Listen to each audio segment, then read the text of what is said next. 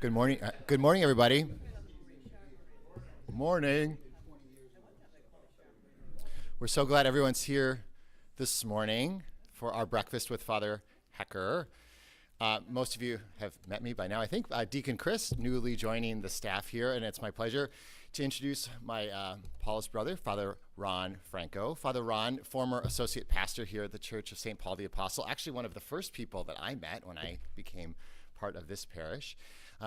Father Ron is also an elected member of our Paulist Fathers General Council and the postulator for the cause for canonization for Father Hecker.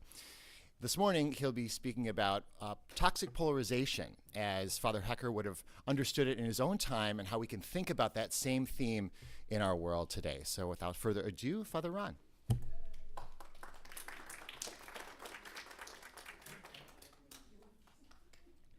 Thank you, Chris. Thank you, all of you, for coming here this bright and cheery morning with the incentive of nice breakfast. And please feel free to just get up anytime and get more food. Don't pay attention to me. Let's begin with a prayer. Let us pray. O God, you called Isaac Hecker to respond to the promptings of the indwelling Holy Spirit and to find the truth in the Catholic Church.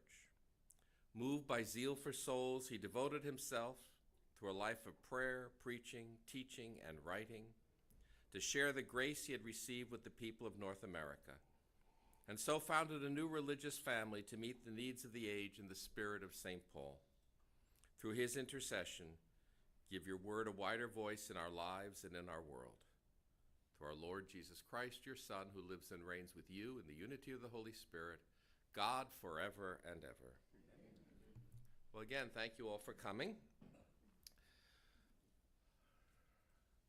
Isaac Hecker, and I know some of you know all this already, and I see one person even has one of his books with her, which is really very intimidating, because who knows if I've even read those books, but I have actually. But so I applaud anyone who plows through all that Victorian English and is willing to do that. Anyway, Isaac Hecker lived from 1819 to 1888. So his life spanned the Second Great Awakening, the rise and fall of Jacksonian democracy, the U.S. Civil War, and the Gilded Age, among other things. As Thomas Merton wrote, a saint is a sign of God for his own generation and for all generations to come. Hecker, of course, is not yet a saint, although hopefully he will be someday. That said, as a man of his time, his story invites us to start with ourselves in our time here and now. Now, one of the preoccupations that surfaced at the Paulist pre-assembly meetings in 2022 was the destructive divisiveness and political polarization that characterize both contemporary American society and the church. Participants at those meetings were experiencing this even in their parishes and were very upset about it. Many have compared this to the situation in the pre-Civil War period of American history. It was, of course, precisely in that period of division and polarization that the Paulist Fathers were founded. When Hecker himself proposed to Blessed Pope Pius IX that Catholicism might act like oil on troubled waters and so sustain our institutions, enable our young country to realize its great destiny. Now, the topic of polarization is of particular importance, I think, for the church, both because the church is tasked with the ministry of reconciliation, but also because the church herself is also currently characterized by deep divisions that reflect and mimic the divisions that preoccupy our society. I'm not going to get into what those divisions are, but we know what we're talking about. We know that we live in a very divided, polarized society, and I'm going to talk a little bit about that for a few minutes. On the other hand, we should start out by warning that we can overdo the topic. Political scientist Thomas Zimmer, who teaches at Georgetown, has remarked, the least controversial thing you can do in American politics today is complain about polarization. So, okay. On the other hand, Everywhere we look, Americans appear more divided than at any time in our recent history, in the lives of most of us here today. Certainly our two political parties have moved apart, which is to say that the once middle ground previously occupied in both parties has largely disappeared. This has happened steadily over the last 50 years, thanks to a number of factors which students of the subject have easily identified. So if I may regress for just a few minutes to my previous vocation as a political scientist and mention a few of them. These include the declining power of party leaders, the increased role of party primaries, the role of money in campaigns, the change incentives for elected politicians in a media-centered celebrity culture, the increasing number of safe districts where there's no incentive to appeal and persuade to voters beyond one's own party, and the increasing nationalization of American politics due to the loss of local newspapers and other factors that once made local politics much more important. And this last factor, I think, deserves a lot more attention because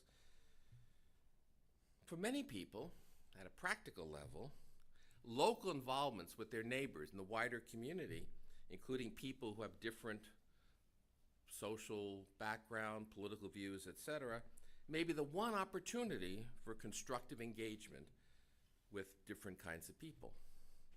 And if that sounds like the description of a traditional American Catholic parish, that's no accident. That's the way most of us remember the church that we grew up in. And it's likewise the case, therefore, that people have they've sorted themselves out, as they say, socially, politically, geographically, and even in our parishes. In the post-war world that I grew up in, we had what were called cross-cutting cleavages, which is a horrible sounding phrase, but it described a situation in which different groups and interests overlapped, in which voters allied with one another along different lines on different issues depending on different interests, in which all aspects of life did not align together. That is changing, and we have what are now called reinforcing cleavages, when all the groups and issues with which one identifies with all fall on one side or the other. The problem is not that there are disagreements. There'll always be disagreements. People always disagree with each other. That's inevitable. But the point is that the disagreements are now reinforcing, all of which tests, corrodes our capacity to advance our country's interests and our common good. That said, that post-1945 world that so many of us here fondly remember, what the French like to call les 30 glorieuses, the glorious 30 years, was not the historical norm. And actually, the historical norm may be more like Hecker's time, and in our sense, more like our time. So, how did Isaac Hecker respond to the situation of his time? At his very first audience with Blessed Pope Pius IX, on December 22nd, 1857, in response to the Pope's expressed concern about the disagreements and factional strife and conflicts in America, in which, as the Pope said, the parties get each other by the hair. I don't know what they would do to me, but okay. Hecker had confidently replied that the Catholic truth, once known, would come between parties and act like oil on troubled waters. So for Hecker, the Roman Catholic Church, the body of Christ, which continues the mission of Christ's incarnation in the world, was a powerfully unifying force. It would bind citizens together and blunt the dangerously sharp cutting edges of conflict and division, fusing the private interests of individuals and factions into the common good and civic unity. At the heart of what he said and wrote was his basic appreciation of what he had experienced and found in the Catholic Church, the body of Christ, which continues Christ's life and work in the world, and the individual and social effects that follow from that openness to the divine activity. As he wrote in his final book, the church must justly be said to be the expansion, prolongation, and perpetuation of the incarnation. So Hecker's charism is an invitation to us to read and reread our own time and place through the unique experience of the church's life, and then to share that experience with the world in our particular time and place. So while many of Hecker's 19th century hopes and aspirations have been contradicted by historical developments, we may still rightly seek inspiration in his vision of social reconciliation through religious evangelization. In our own time of religious division, and perhaps even decline, we may do well to look at our church life more intensely through this particular lens. Hecker proposed a religious renewal of American society rooted in authentic personal spiritual renewal. He aspired to what he called in a letter to Orestes Brownson, a higher tone of Catholic life in our country. The Catholic faith, he wrote, is capable of giving to people a true, permanent, and burning enthusiasm, fraught with the greatest of deeds. But to enkindle this in others, we must be possessed of it first ourselves. Hecker hoped that his Paulist Fathers community could be an effective vehicle for getting us all from here to there. So the abiding question for us all remains how, formed by Hecker's charism, we can freshly read our time and place to implement Hecker's proposed renewal as part of a present-day mission of a seriously stressed and divided church in a society in which so much of what Hecker admired no longer exists.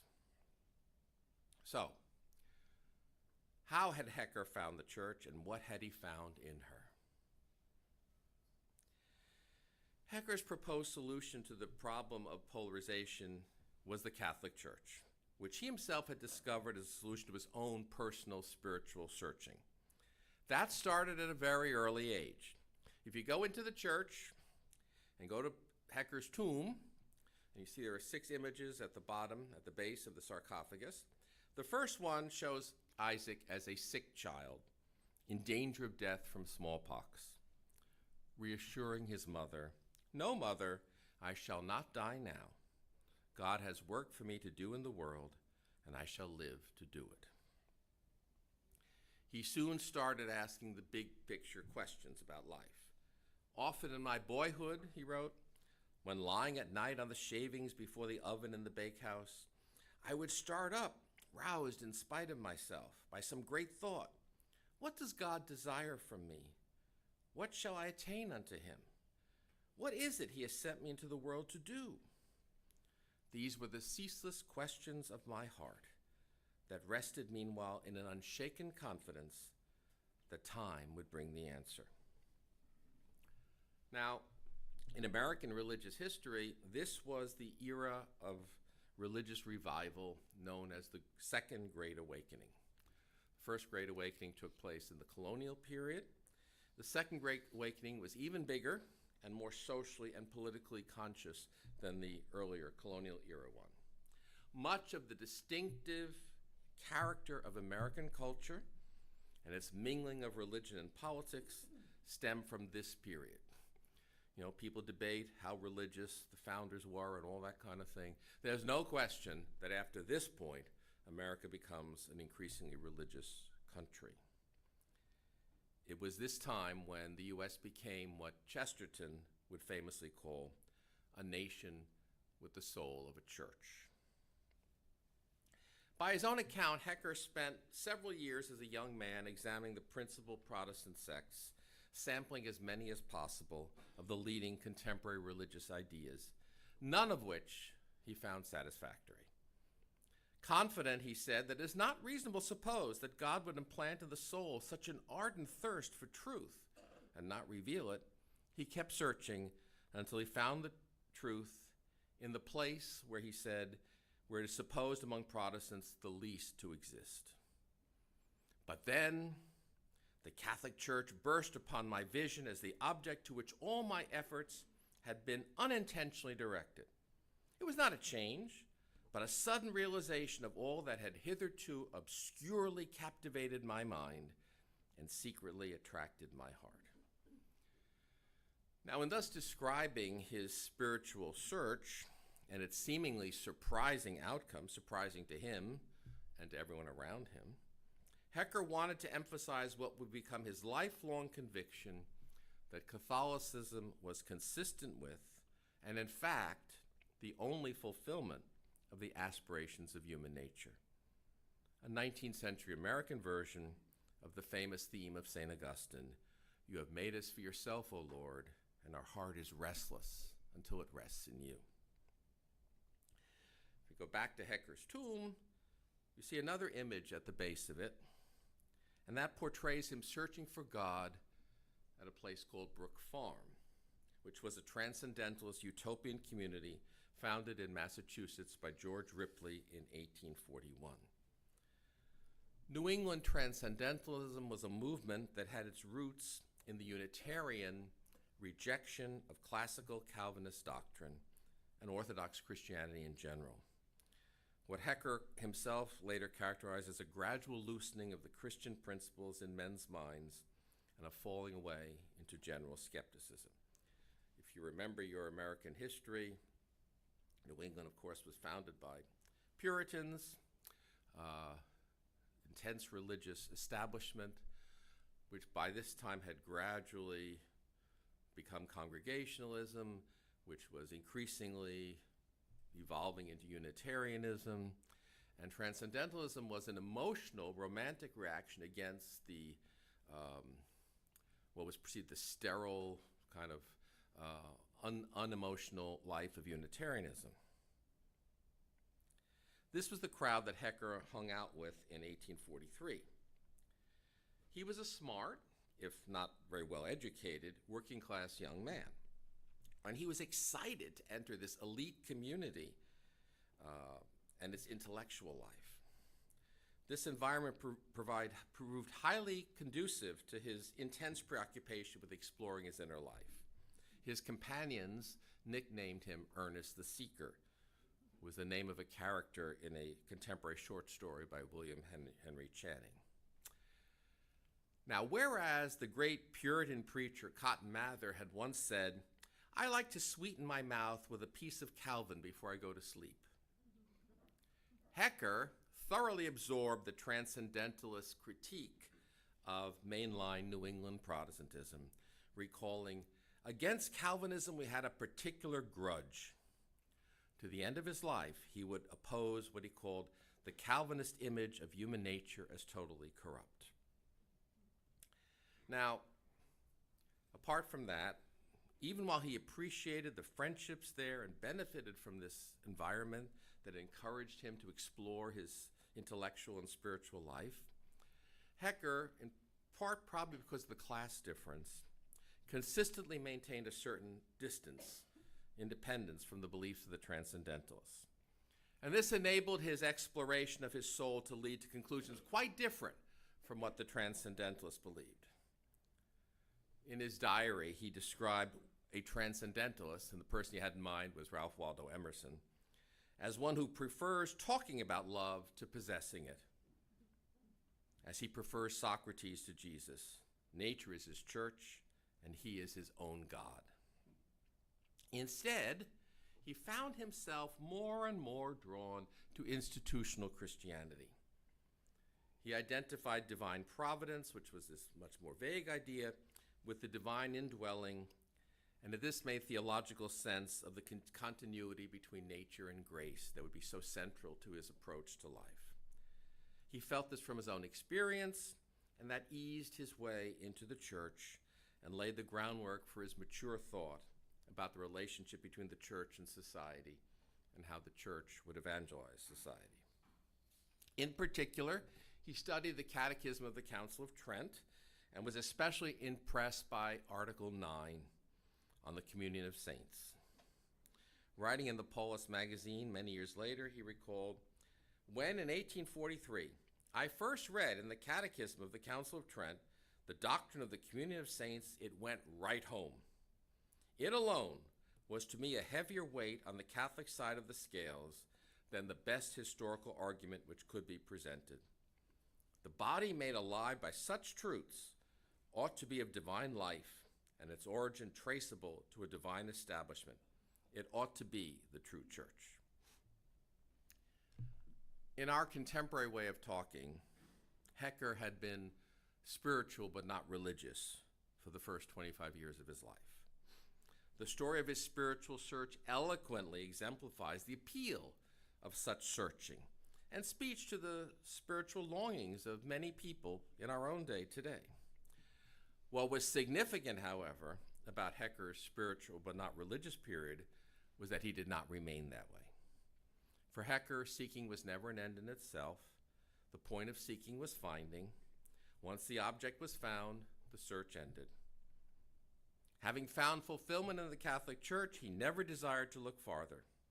Rather, he desired to devote the rest of his life to helping others, people like himself, to find the truth in the Catholic Church.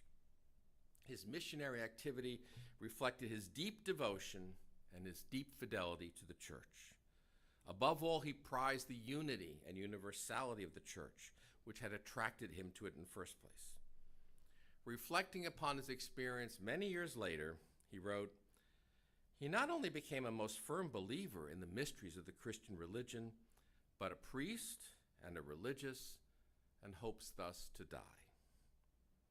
For us today, living in an era when people find it increasingly hard to make substantial commitments, these are words well worth meditating upon. So, how did Hecker's Roman Catholicism redefine for him the America of his time?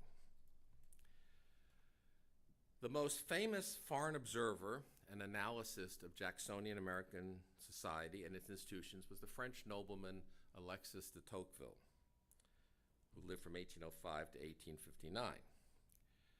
And he came to America during this period and wrote a very famous work, Democracy in America, which was widely read and is still widely read, and still provides a lens into how to understand certain unique features of American democracy. Like Tocqueville, and there's no evidence that Hecker even read Tocqueville, Hecker appreciated the fundamentally fragmented character of American society with its fragile connections among individuals, and the dilemma of how to create a community capable of uniting these people in a new kind of community. De Tocqueville and Hecker came from completely different backgrounds. They had very different experiences of the Catholic Church. De Tocqueville was a French nobleman who grew up in a post-revolutionary, somewhat secularizing environment, and was only nominally connected with the church until his death. Then he was reconciled at the end. And they arrived at their conclusions by different means. But already in the 1830s, de Tocqueville had famously described American democracy's utterly unexpected compatibility with Catholicism. He recognized, what he said, that the Catholic religion has erroneously been looked upon as the natural enemy of democracy. But he argued, the Catholics of the United States are at the same time the most faithful believers and most zealous citizens, a view Hecker himself would soon share. Now, this was all in contrast to what was going on in Europe. In 19th century Europe, the Catholic Church was struggling to survive as an institution against an increasingly individualistic and irreligious liberal political order that sought to constrain it. In reaction, the 19th century Church sought to counteract the growing social fragmentation and to reconnect increasingly isolated individuals into a community by preserving, repairing, or restoring the religious bonds that had been destroyed by the Revolution, the French Revolution. One approach was to assert the Church's claims to authority as vigorously as possible, to insist upon the Church's political privileges and institutional rights in relation to the state, and upon the traditional constitutional arrangements, the union of throne and altar, that appeared most compatible with the Church's needs. if only because of the security this seemingly offered in the face of frightening and unpredictable change.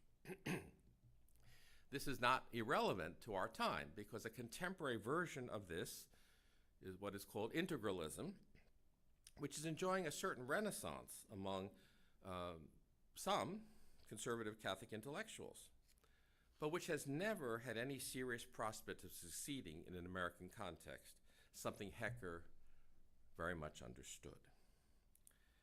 Hecker's religious alternative to the European approach, which was a political approach, envisaged a social solution in which individuals converted to Catholicism as the answer to their deepest human aspirations would be empowered by combining true religion and the democratic political institutions of their society to develop the whole larger society along Catholic lines.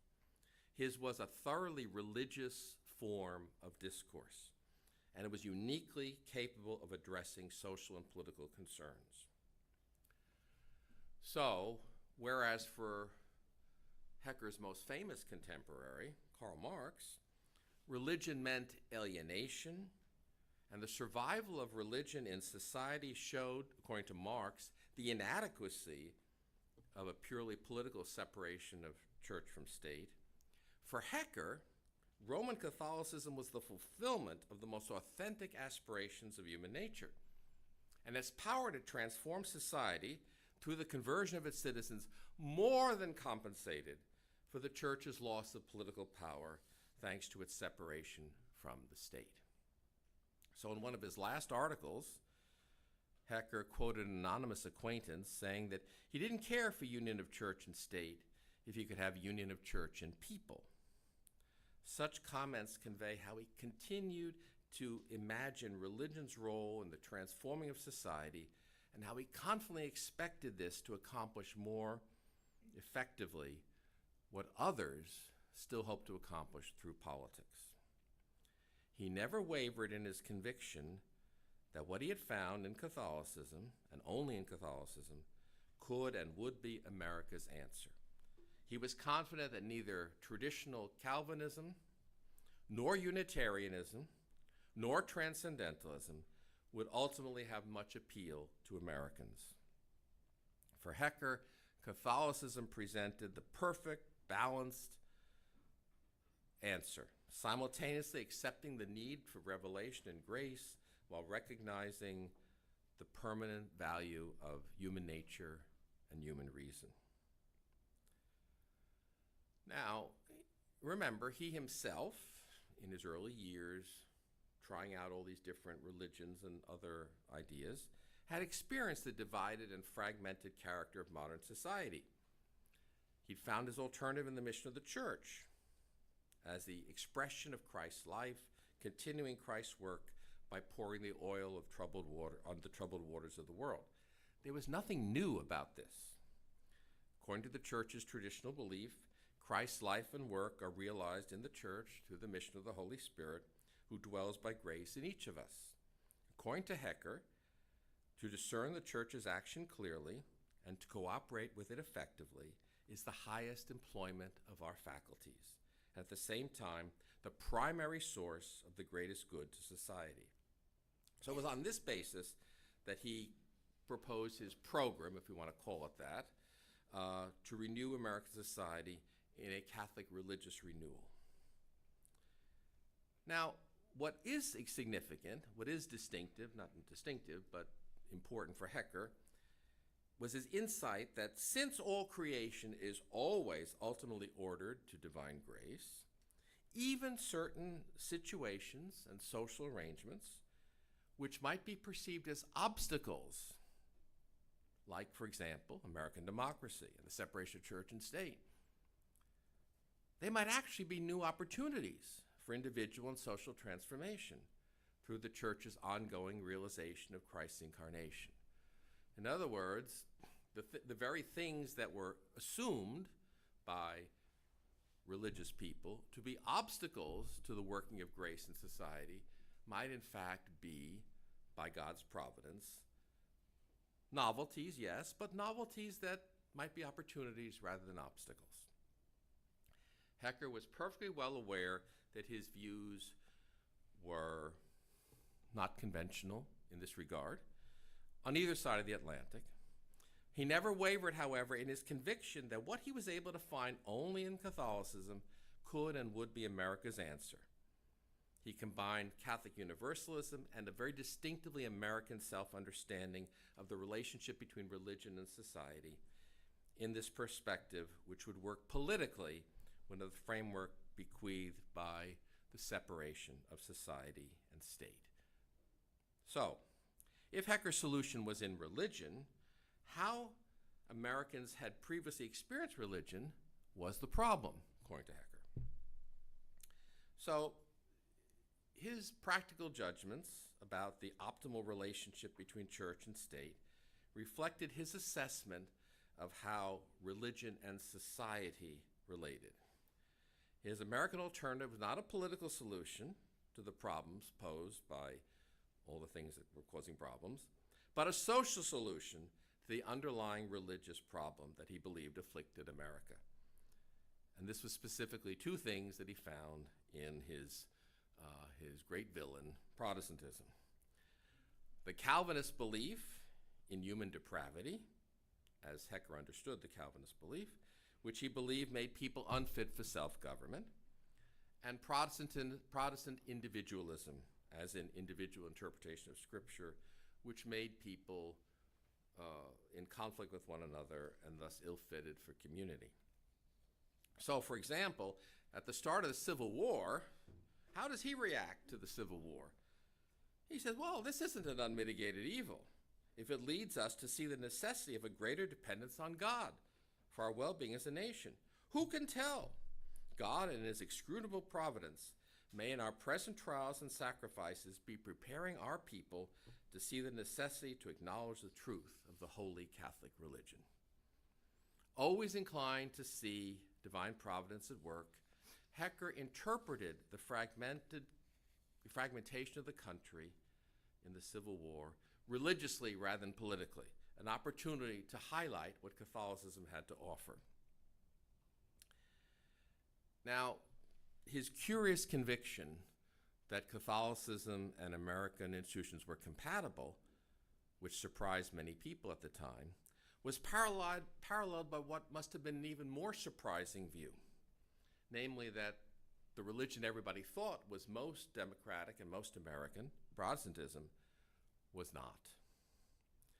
Hecker continued the critique he'd learned from the Transcendentalists against Calvinism, understood as the doctrine of total depravity, and this was the cornerstone of his approach. He wanted to highlight that a democratic society required a positive valuation of human nature, which only Catholicism could provide. In one of his earlier books, he wrote, "If our nature be wholly bad, desires nothing, and can do nothing but sin, of course we cannot be expected to desire the truth, to love the good, to crave religion, to reverence God, or to wish for any virtue or goodness whatever." Americans, he believed, realized that the philosophy of democratic government could not be reconciled with doctrinal Calvinism. And this was in fact happening, but it did not lead Americans to Catholicism as Hecker thought it would. Of course, Hecker's whole understanding of Protestantism was colored by his encounter with the New England Transcendentalists. And though he gained many positive things from that experience, he tended to see everything from this particular perspective. And from that angle, he concluded that Protestantism was disappearing, to be replaced by Unitarianism or Catholicism as the only alternative options, a view he never quite overcame. Now, in this too, he was typically American. Much as the traditional U.S. founding narratives typically privilege the influence of New England over the Spanish settlements and even over the other English colonies with different variants of Protestantism, Hecker's narrative of American religion privileged the New England experience and its historical variants over other American religious experiences. He ignored the strong roots of Protestantism in other parts of America, which his travels around the country should have alerted him to. In particular, he dramatically failed to appreciate how Protestantism could revitalize itself at its own evangelical roots. Already in 1857, in his review of Aspirations of Nature, Orestes Brownson pointed this mistake out. He pointed out that evangelical Protestantism was already the more dominant U.S. religious tradition. One reason that led Hecker and Brownson to split on this issue of whether America could be converted. Now, in our day, of course, what we now call mainline Protestantism seems, in fact, somewhat belatedly, to be fulfilling Hecker's expectation that it would die out. But evangelical Protestantism has not only grown and thrived, at least until recently, but it has somewhat successfully assumed for itself the identification with America's destiny that the mainline Protestantism once had, and which Hecker thought would pass to Catholicism. On the other hand, the more recent but increasing phenomenon of the politicizing of religious identification suggests a movement in direction opposite to what Hecker expected. Not religion replacing politics, but politics replacing religion. So we see that people choose their denominations increasingly on political basis. People choose their parishes, sometimes on political basis, and so forth. In our own time of cultural, moral, social, and political polarization in both society and the church, the inevitable temptation is to imagine alternative futures for either or both, as if such alternatives were easily in our power. Here, however, Hecker was more humble. His solution, his program remained rooted in personal conversion, our own and that of our fellow citizens. That said, we cannot neglect the larger picture. Much of what Hecker admired about America, including its egalitarianism, its sociability, no longer characterizes our contemporary post-industrial, corporate, centralized state. That was already changing in the Gilded Age when he was still alive. Likewise, American Catholicism, the religious remedy he posited for the social fragmentation which the United States still experiences, has changed as well. Conversions, in which Hecker put so much hope, have always been few, relatively speaking, and have never made the kind of impact on society that Hecker had hoped for. What did make an impact, then and now, has been immigration, which has historically uniquely positioned the American Catholic Church to play a prominent part in the desperately required mission of cultural, ethnic, and racial reconciliation in this country. By 1800, Methodism had become the largest U.S. denomination, but by the 1850s already, Catholicism had surpassed it in numbers, all thanks to immigration. It can also be argued that Hecker was really a bit too optimistic about America, and so did not appreciate how much the anti-democratic features of the U.S. Constitution really do reflect the Protestant founders' very negative view of human nature and human possibilities. The things that Hecker liked about America and the things he disliked, which he blamed on Protestantism, may have been much more intrinsically connected than he was willing to credit. On the other hand, as Claretian Father Martin Kirk has suggested, if the U.S. Catholic Church had been more open to Hecker's impulse in his time to enter more fully into American culture, then the position of the Church to bear prophetic witness within the culture might have been more effective. Some things to think about. All these are things to think about. Always bearing in mind, however, that the question for us is not what would Hecker do when faced with the problems of today. The question for us is what should someone who is inspired by Hecker's life and his ideas do facing the problems we have today? I leave you with that question. Thank you.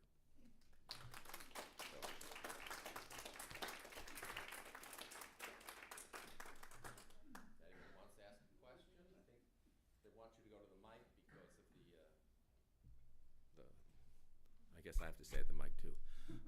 Yes. I can speak louder. Well, I don't know if they can pick you up, but anyway, you can do what you want. I have no power. Yeah, I'm just curious. In light of what you've been talking about, what do you think Hecker would say today, knowing that we have a Roman Catholic president and 6 of our Supreme Court justices are Catholic? How does that fit into? Oh, that would thrill him. That would thrill him. But he would assume that this would have a much more dramatic effect upon society than it obviously does. And of course, the reason it doesn't is because Catholicism has changed and has become much more American. I mean, the change has been much more the other way. Hecker assumed that America had problems and Catholicism was going to solve them. The history of America, the Church in the United States, is largely that America solved the Church's problems, or at least people thought it did. People have become much more American. And in fact, are replicating the same pattern that happened with mainstream Protestantism. So Hecker thought that the only alternatives were Unitarianism and Roman Catholicism. And if by Unitarianism, in the modern sense, we now interpret that as meaning a kind of secular alternative that may be competing very successfully with the Catholic alternative. So yes, he would be thrilled, but he would say it's not having the effect that I thought it would.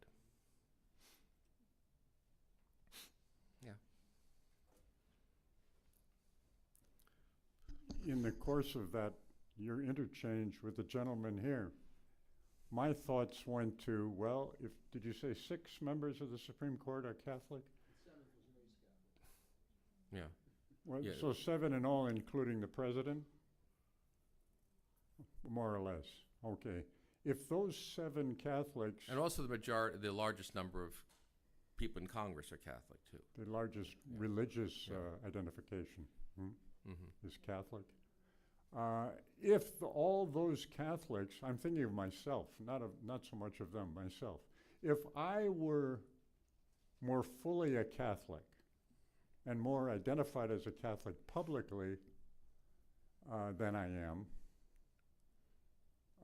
than I actuate, and they also did, then do you think it would be a totally different situation? It would not be the politics dominating the religion, but the opposite? Do you think that would happen? Well, there's something about us as Catholics in America, I think, that makes us hold back. We hold back our identity as Catholics because it's not the religion of the country.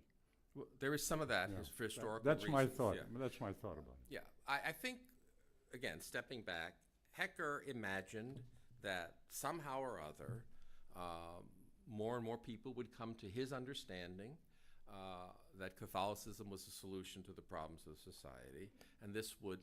He didn't necessarily think that every American was going to become a Catholic, but he thought that Catholicism would provide the mechanism for gluing people back together in a fragmented, torn apart society, and this would be more and more obvious. I would suggest that the problem is not that Catholics aren't identifying as Catholics, it's just that Catholics, like everybody else, are divided. In other words, the divisions, instead of providing a unifying glue in the American divided stew, the Catholics became more American and assimilated all those divisions. So all these Catholics we're talking about are all divided. This may not have been surprising. I mean, he may just have been wrong in his predictions. There's nothing, you can be a saint and still make bad predictions. There's no, it's not a requirement for sanctity that you predict the future correctly.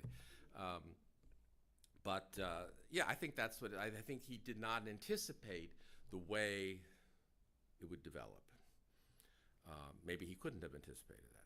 But that's, I think, where we are now. In other words, it's not an accident that, again, to put on my political scientist hat, the so-called Catholic vote, which doesn't really exist as such, but that is the population of Catholics who vote, roughly reflect the divisions in society. So the division, so whatever the percentages of the Catholic vote are, roughly reflect the larger division, because everything is included within this Catholic experience. So all these different positions are there, all these different interests are there competing with each other. Instead of providing the glue for the larger society, Catholicism has experienced some of the fragmentation of that society. Now, why that is the case, that's an interesting question to look at, and what caused that to happen. Yes? Given the time he lived, especially pre-founding of the Paulist, the political side of the Know Nothing Party, the anti-immigration feeling, did he look at those as inspirations to further what he said? Did he look at it as irrelevant, or did he look at it as an obstacle? He did not think it was irrelevant. No, he was very well aware of the know-nothings and all these other things. Generally speaking, if you look at the patterns of anti-Catholicism in the 19th century, or even into the 20th century, it comes in waves and spurts. And when the society gets its act together and focuses on something else, then that all dies out. So, for example, in the Civil War, it all dies out. All right, society becomes, well, at least that part of it on one side of the Civil War becomes much more united. Okay, so he was aware of all that, and in his polemical works, in his articles that he writes in Catholic World, where he talks about Catholic schools or the Church in Germany or the Roman question, then he's quite capable of looking at all these things as conflicts of interest that he's able to talk about very normally. And that certainly had an effect on the way Catholic people looked at certain of these elements. For instance, much of the tension between Catholics and abolitionists stemmed from the fact that the abolitionists came out of that New England tradition that they perceived as very anti-immigrant, which it was. Okay. So, I mean, those things were very real realities in his time. In the later life, of course, society's changed quite dramatically after the Civil War. And I don't know that his thinking keeps up with some of those changes. He's already kind of set in his mind of what the issues are. Carolyn, you go first, and then Chris. Hi, I actually have a convert in my family. I know I'm one of the few people who knows exactly why she is Catholic, because my grandfather, who was a Congregationalist, fell in love with my grandmother, and in order to marry her in 1924, he had to convert. Mm-hmm. And something he held on to, he became like more Catholic than the born Catholics in some ways. So as Hecker did. Exactly, yeah. And I also noticed he was kind of, frozen is that's too strong a word, but he was sort of like attached to the Catholic Church that he had converted to at its time. Like he wasn't sure about Vatican II and such. He didn't have much good to say about Well, that. he was long dead before that. Oh, you're talking about your... I'm talking about my grandpa, yeah. Well, that's true of all, yeah. That's usually true with converts. I mean, and of course, it's true. Most converts actually join the church because of marriage. And I mean, Hecker is the odd example. I mean, usually seekers, searchers, the danger with them is that they keep searching. Yeah. So then they'll go off and find something else, I had a classmate in the seminary who was an ardent, he had this deep personal relationship with Jesus until a few years later when he became a Hindu, So, I mean, it's just, that's what happens when you're searching. You keep searching. But Hecker stopped searching. And in that sense, he was atypical and much more of a model for what you're looking for in the church. But actually, most people who actually entered the Catholic Church in the United States did so because of marriage. And of course, that stabilized it. They have a stable, they're rooted in a community, in the family and community. And so it becomes part of their identity and they remain rooted in it. Exactly. And that's why it was so successful. Well, that's what my question was going to be about, actually, is that we've seen, like transcendentalists. I mean, everyone knows who they were, but you don't really find the direct descendants of the movements in big farms in New England anymore. But the Paulists have why do you think the Paulists have been successful? Where probably so many other movements, especially even during Hecker's lifetime, have kind of risen and fallen, or popularity and such? I'm not sure what you mean by successful. Well, I just mean it's like, it was the first American religious order, right? Mm-hmm. Yeah, First American men's religious order. oh, first American men's religious I order, mean, that's right. Sisters of Charity are older. Yeah. Oh, that's right, yeah, St. Elizabeth is gonna be after me, yeah. Yeah, I guess, what do you think, what do you think has made it like have to have a single line, like stay in the exact same location where it started and such? Just, You want to clarify that? I mean, I'm not yeah, sure I'm what you're sorry. asking. I'm sorry, I guess why is this, do you think it's been successful because America is adapted, the Paulist movement has adopted with America? Do you think the adaptability is the reason for its longevity? Okay. Oh, yeah. Okay. Certainly the Catholic Church succeeded in the United States because it adapted well. But again, the main focus, what Hecker thought was going to be the main focus, was going to be on converting non-Catholics, and that's not what happened. The main focus became nurturing the faith of immigrants, many of whom came quite unchurched. We have to remember that a lot of the people who came to the United States had very little church. They were maybe nominally Catholic, but they had very little, and they came here and lived very chaotic lives, which were not conducive to. But that the church then provided this structure that assimilated them and Americanized them, and in the process Catholicized them. All right, so they became much more intense Catholics than they would have been back in Italy or wherever. Chris? I'm really struck by this idea of Hecker being drawn to Catholicism because of, you said, universality and unity. Mm-hmm. And I respect the point about, being cautious about what would Hecker say today about. But are there things from his life or lessons from him that you think we could apply to the disunity that we see in our church today on whatever issue, Well, I mean, again, I think, go back to what I said earlier, one of the really destructive social factors in society today is the loss of the local life. Politics has been totally nationalized, which is why people don't, when I was growing up, it would be perfectly normal to vote for a Democrat for president and a Republican for mayor, let's say, because you thought of these as very different things. Whereas now it's all part of a team, and it's my team against the other team. That's because local life meant more to people. Now it's still very important to people, in fact, but we don't get that much local news. We don't know New York is an exception because there's still a lot of local news media here, but large parts of the country, there's no local news of any kind. So all they get is what they get on the national news media. So I think that local life, and that's where the church was strongest, in bringing people together in local communities, enabling different types of people to work together. I mean, my first assignment as a Paulist was at Good Shepherd Parish in Upper Manhattan. And that was not all about, but I mean, a part of that was about reconciling, uniting these different ethnic communities. The old established people who'd been there, they thought forever. They had only been there one generation, but they thought they'd been there forever. And the new people, who came from a completely different world and had completely different ideas of how to experience church and how to experience social life, and to bring these people into one unified community. And the church did this very well.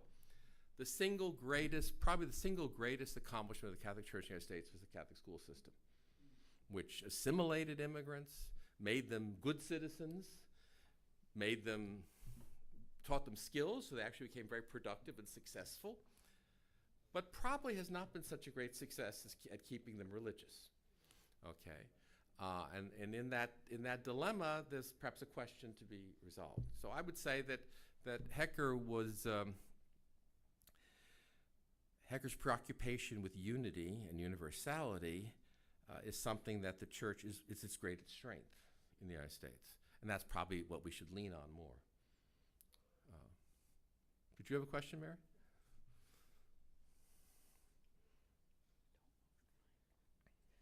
I was wondering what made him, excuse me, choose Catholicism over any other Christian religion, and who were the people who influenced him and helped him through the journey of conversion?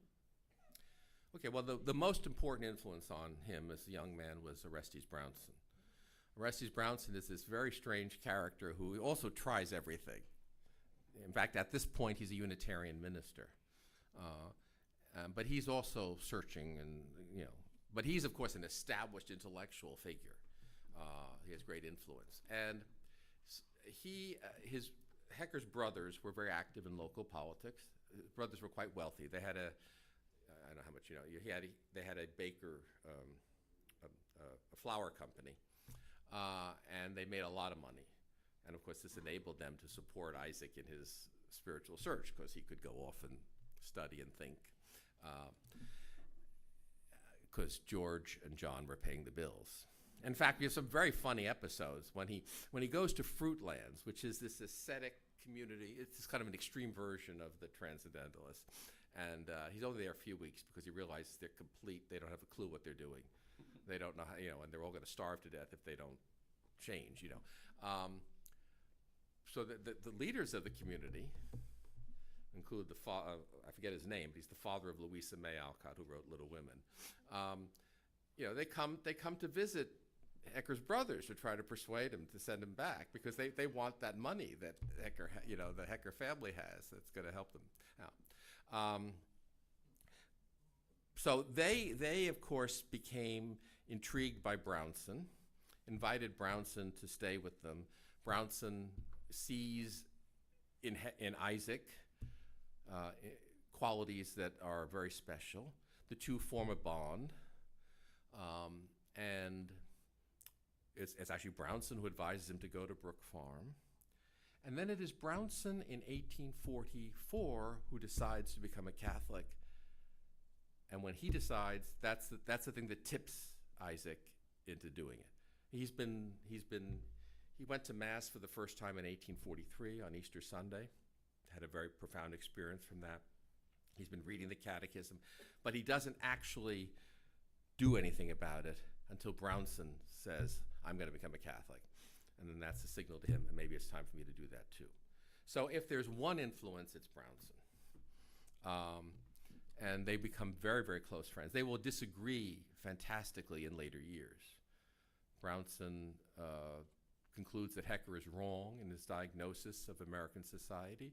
America is not ripe for conversion, and so on. And they become quite opposed to each other in their views, but they remain deep friends until Brownson's death. So he was probably the single greatest. There were other influences too, I'm sure. Bishop Fitzpatrick, the auxiliary bishop of Boston, Hecker found him very, very helpful as someone who understood what was going on in his life.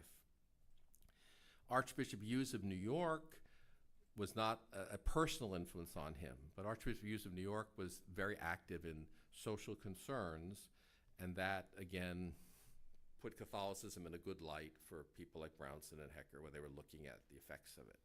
So there were many other influences, but certainly the most important single person would have been Brownson. I just wanted to follow up on that. And so when he joined the Redemptorists, what encouraged him to join that Okay. particular community? Was it because Okay, so after he joins the church, he immediately wants to become a priest, or very quickly wants to become a priest. Brownson, of course, could not become a priest because he was married and had a family. But Hecker already, even while he's still searching, has been studying Latin and Greek so that he can possibly pursue a career in the ministry, although he doesn't know what church yet, but some kind of ministry. So he very early on, and of course Archbishop Hughes is encouraging him to look at the New York clergy. Bishop McCluskey, who's the one who actually receives him into the church, and at that point is Bishop of Albany, auxiliary Bishop of New York, then he becomes Bishop of Albany, then he comes back to New York. And they encourage him to look at religious life. He comes to the conclusion very quickly that he needs religious life. He needs the structure and order of religious life. And he looks at various communities. He looks at the Jesuits. He's not impressed with the Jesuits for rather strange reasons. You know, he meets two people, Clarence Walworth and William McMaster, and they tell him, we're going to join the Redemptorists. Now, the Redemptorists were, in fact, ministering to German Americans. So you would think that if there was any group Hecker would know about, it'd be that one. But apparently he didn't know much about them. But they had their church, of course, on East 3rd Street in his old neighborhood. And so he said, well, I'm going to do that too. So they said, well, you have to go to the provincial and get approved because we're gonna sail for Europe tomorrow, you know. And Hecker says to Brownson, I need a more Catholic environment. I need to go to Europe and imbibe a fully Catholic culture. So he goes to Baltimore on the overnight train, gets there at 4 or 5 in the morning, knocks on the door. The provincial says, what do you want? And he says, I want to join. The provincial says, well, come to Mass, and I'll talk to you afterwards. So he attends the provincial's Mass, and then the provincial gives him a little Latin quiz, and he passes the quiz. He says, okay, you're admitted.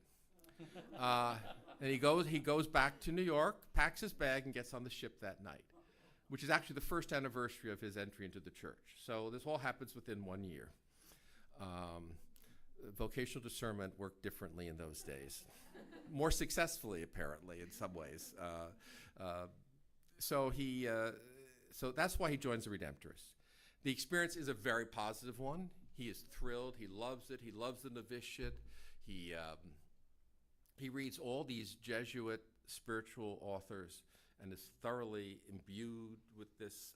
He has a thorough Catholicizing experience. So now he really becomes a Catholic who knows what he's talking about in terms of Catholicism.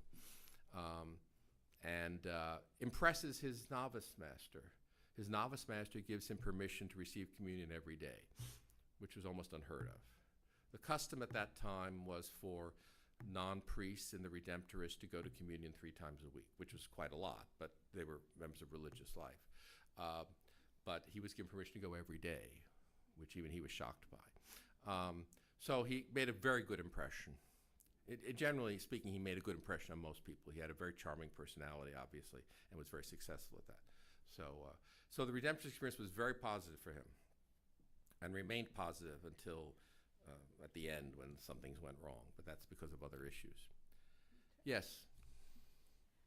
Father, I wonder if you could throw some light on his latter years, where I believe he suffered bouts of depression. How did he cope with it? Right. And what happened? Did he overcome it before he died? Now, if you're into a kind of, psychological theory of people, which I don't claim to be qualified to do, but you can look at how Hecker had a convenient way of getting sick when things got difficult. One of his biographers makes this argument. I'll leave it at that. You can judge that for yourself. But in the high point of his most successful period is the 1850s and 1860s. As a Redemptorist, he's extremely successful. He publishes 2 books. He is well known. He's actually on the Terna, the list of 3 people being considered to be Bishop of Natchez, which is now the Diocese of Jacksonville, Mississippi. Fortunately for him, he didn't get it. Bishop Elder got it, and then Bishop Elder got in all sorts of trouble because he was pro-Confederate, of course, and when it was occupied and had trouble with the Union Army and so forth. So Hecker was spared all that because he wasn't a bishop. Then when he founds the Paulists, again, he has about a dozen years of very active, successful ministry, both as pastor of the parish, as organizer of what becomes the Paulist Press eventually, and also as a lecturer. He was not primarily a mission preacher, but he gave lectures a lot. And of course, in those days, there was no TV and no social media. People went to public lectures. And there'd be mobs of people would come out to hear him come and talk about religion. In the early 70s, he begins to get sick. And there are a lot of theories of what that was. There was a theory that he had chronic leukemia. I don't know how you would prove that one way or the other. And we have testimony from people whom he visited in Europe, which suggests that he was actually quite vigorous at times. So there'd be time he'd be sick sometimes, and then he'd be healthy at other times. He did what rich people did in those days. He wasn't rich, but his brother was. His brother paid the bills. And he went traveling for his health. So he traveled around Europe. He went to spas and things like that, the kinds of things that you did when you were traveling for your health, until eventually Father Hewitt, who was running the Paulists in his absence, ordered him home. Said, enough of this. You said, you're living like a rich man, and that's not appropriate for a religious. And Hecker agreed and came home. So he has up until the end, he's writing articles. He's not inactive, but he does have periods of inactivity. He clearly is not able to do certain things. In fact, his ability to lead the community is challenged. In the 1884 chapter, the younger Paulists voted against him for re-election. The older ones insisted that only Hecker could be their leader, and eventually the younger ones gave in, and he was re-elected. But he clearly was not capable of doing everything that needed to be done. And he was de facto. He was nominally still the pastor here, but in fact, Father Deschamps was running the parish. He was nominally the superior general, but in fact, Father Hewitt was doing the day-to-day work of running the Paulist Fathers. So he was not inactive. He was still writing and thinking, but he was clearly suffering. And there were periods of time when he was very, I guess we would say today, depressed. But again, it's hard to know. The symptoms that in the 19th century would be called one thing and what they would actually mean today, but a totally different understanding of medicine and of psychology. But certainly he did have, and he saw himself as having a spiritual crisis. His mother, who was still alive till the end of his life almost, and she was a devout Methodist, and she said to him, what's ailing you is not physical, it's a spiritual struggle you're having. Father Hewitt said something similar to him. So he understood that he was, in his later years, he also was very conscious of the fact that, I'm an old man, I'm going to die, I'm going to face the judgment of God, and, this is something I should be scared of, and he worries about that. So, there are a lot of things going on. There probably was some physical illness of some sort, but I'm not capable of diagnosing that. There were people who were close to him, like Father Eliot, who thought that he displayed great sanctity during his sufferings. And then there were others perhaps who wanted him to do more things, who were kind of annoyed that he wasn't able to do more. So it's the kind of typical reactions you have with someone who's sick.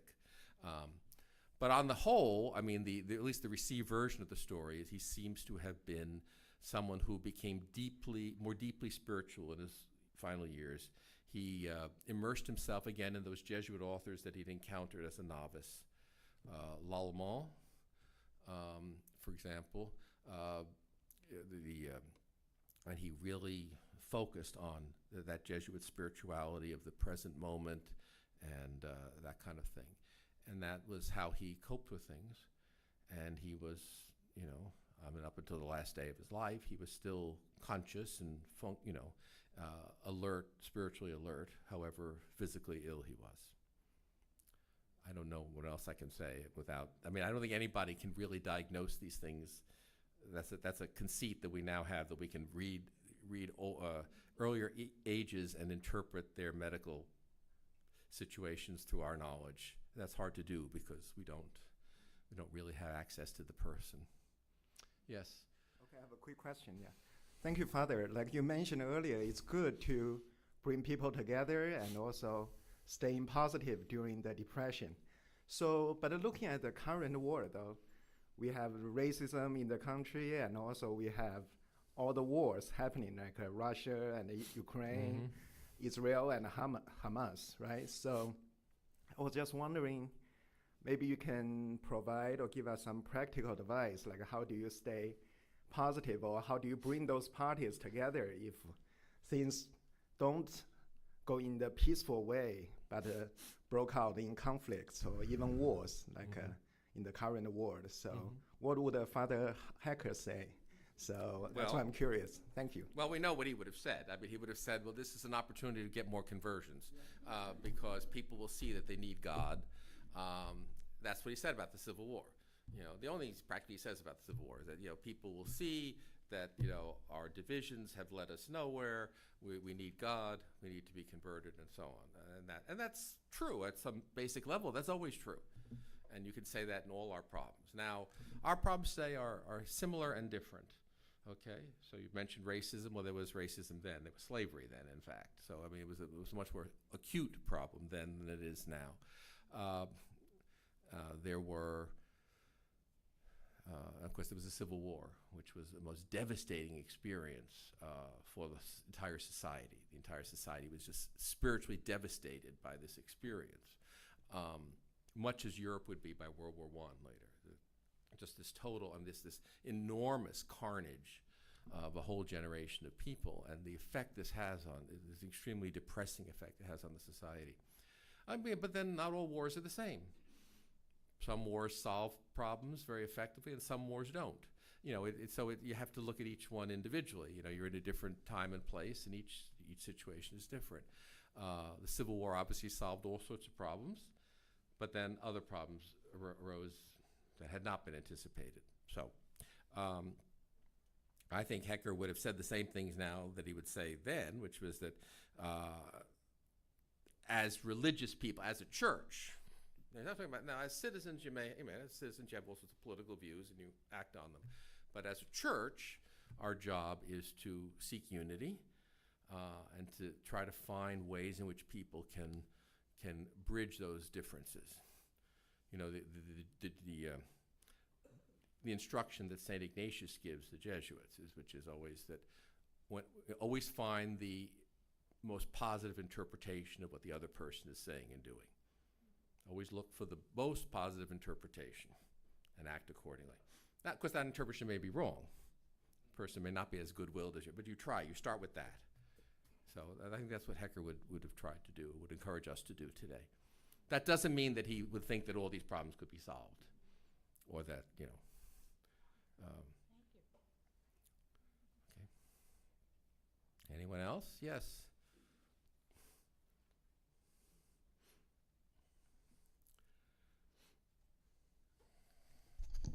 Hi. Thank you, Father. And so I'm kind of grappling with something, and my question might not be very clear, so apologies in advance. And something that really draws me to Father Isaac Hecker and the Paulist is this idea of Catholicism as a unifying force in the United States, in America. What I'm struggling with as I think about it, or thinking about, so if this is the universal church, how does Isaac Hecker's kind of American experience, how can the whole church learn from that today, even outside the borders of the United States? And did he situate himself, I mean, he traveled to Europe, was he thinking about that at the time? Right. That's a very good point. Thank you for bringing that up, because I've focused almost entirely on the American experience here. But in fact, the older Hecker becomes much less interested in the United States and more in the larger world. And part of that is his travels. You know, he spends a lot of, not a lot of time, he spends a couple of years in Europe, and he goes to the Holy Land, which is a very profound, again, he does all these things supposedly for his health. Well, they don't do any good for his health, but they do have a lot of impact on him spiritually. And he certainly grows from this experience, and he finds, you know, when he goes to the Holy Land and he says to say Mass in these places, you know, to recite the Gloria and the Credo in these places where these things happened, is just an overwhelming experience. And the American pilgrims describe listening to him. I think it was in the Garden of Gethsemane, you know, and he said you could tell that this man was deeply spiritual and had suffered and experienced all these things. So this is very profound. He goes to Egypt, and he sees Muslims at prayer. And you think, my God, this is really wonderful. He said, you know, too bad we don't do that as much. You know, he's very impressed at the positive things he sees even outside the church and in the larger world. So he has a more broadening vision. He wanted actually to have Paulists in Europe. He wanted to establish Paulist houses in London and Paris and all these places. But of course, you know, this is typical. Religious founders have grand ideas, but then there's the practicality of who's going to do all this. You know, so Hewitt is back home struggling with a handful of people trying to run a parish and run a Paulist press and conduct missions, and Hecker's saying, "Man, well, why don't we also go to Europe and do these things?" You know, and there just is nobody, of course, who's able to do this. So that's a traditional problem, and religious founders are always having this. They have these grand visions, and then the practical people are trying to figure out how to make it work. Which is why I sometimes say that Hewitt is as much the star of the story, because he figured out how to make it work as best he could for the situation of his time. But yes, he does have a much broader vision. In fact, at one point he says, I'm an international Catholic. He stops calling himself an American Catholic. He says, I'm an international Catholic.